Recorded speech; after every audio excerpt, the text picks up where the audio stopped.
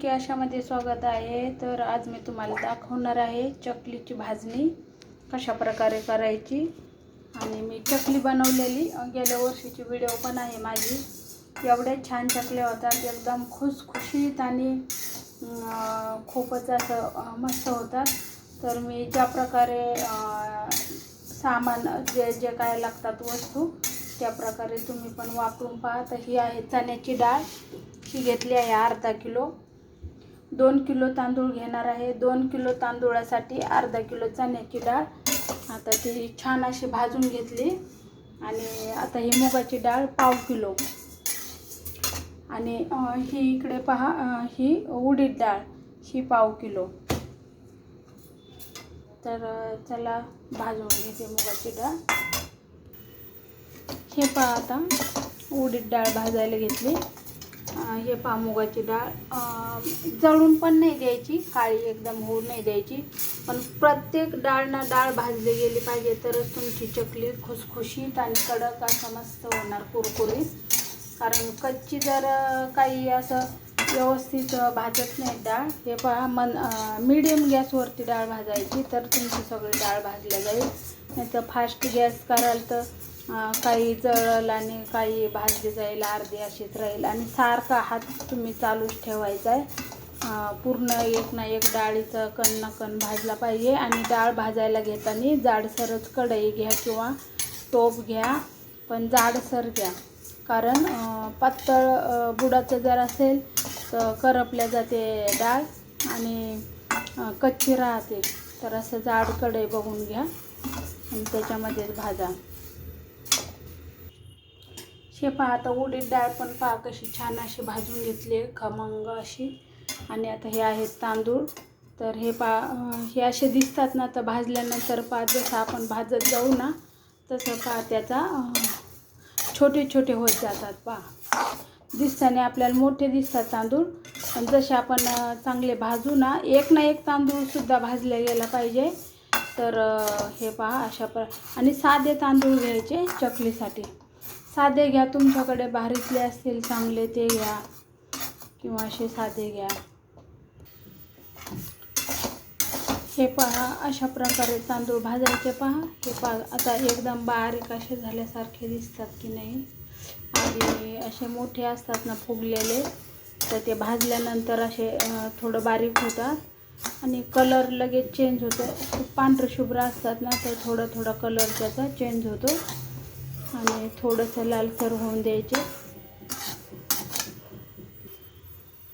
हे पहा, आता अशा प्रकारे भाजले. पहा, हे पहा, ते तांदूळसुद्धा कच्चे राहता कामा नये, तरच चकल्या तुमच्या एकदम खुसखुशीत होतील. तर हे पहा, हे सगळं असं ठेवून द्यायचं. पहा, पेपरवर 2-3 पेपर अंथरायचे खाली आणि मग हे ठेवून द्यायचं याच्यावर. जराशी थंड झालं की मग दळायला द्यायचं.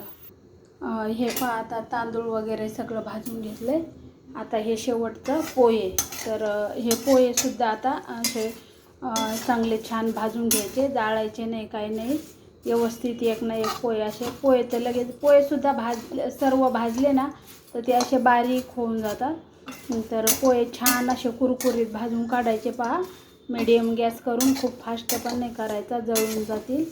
आणि पोहे हे जाडेच असले पाहिजेत. तुम्ही पातळ पोहे जर आणले ते जळून जातील भाजायला गेलं तर. जाडे पोहे आणायचे आणि छान असे भाजून घ्यायचे. हे सुद्धा बस एवढ्याच वस्तू. परत एकदा सांगते काय काय घ्यायचं ते आणि माप ते. 2 किलो तांदूळाला अर्धा किलो हरभऱ्याची डाळ, पाव किलो उडीद डाळ, पाव किलो मूग डाळ आणि पाव किलो पोहे, असं माप आहे. तर तुम्ही 1 किलोचं असतील तांदूळ तर त्याप्रमाणे अर्धा डाळी टाका. 100 ग्रॅम डाळी टाका. आणि चण्याची डाळ पाव किलो टाका 1 किलोच्या मापाला. आणि पोहे 100 ग्रॅम टाका. तर अशा प्रकारे हे माप आहे. आणि हे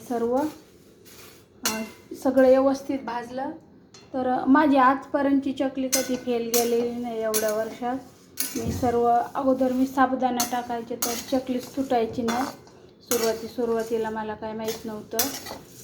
दुसऱ्या पण टाकायच्या बाया साबुदाणा म्हणून मी पण टाकायची, तर नरमच चकल्या यायच्या, किती काय करा. तर साबुदाणा वगैरे वापरू नका.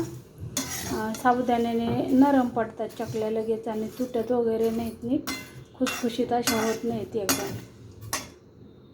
हे पहा अशा प्रकारे आता पोहे झाले भाजून आपले. तर आता गॅस बंद करते.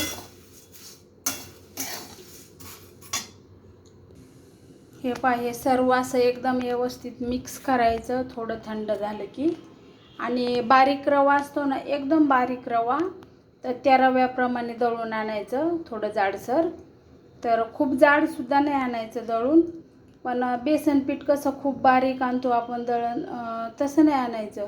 तर थोडंसं जाडसर द्या म्हणायचं. ते गिरणीवाले बरोबर देतात, चकलीसाठी जाडसर दळून द्या म्हटलं का. आणि मग तरच तुमचं मग चकल्या एकदम छान येतात पूर्ण. अजून जर तुम्हाला चकली कशा पद्धतीने पीठ मळायचं, काय वापरायचं, काय सामान टाकायचं त्याच्यात पीठ मळताना, तर माझी एक व्हिडिओ आहे, आत्ता मी गेल्या वर्षी टाकलेली आहे, तर ती तुम्ही पाहू शकता, चकली बनवलेली. आणि आता त्याचीच ते शॉर्ट टाकलेली आहे मी, त्याच्यावरती खाली त्रिकोणवर टच करून तुम्ही त्या जाऊ शकता त्या व्हिडिओवरती. तर मी बनवते त्याप्रमाणे नक्की तुम्ही बनवून पहा अशा प्रकारे. तर चकली कधीच तुमची वाया जाणार नाही, एकदम खुसखुशीत अशी होणार, मस्त आणि चविष्ट एकदम. तर धन्यवाद व्हिडिओ पाहिल्याबद्दल.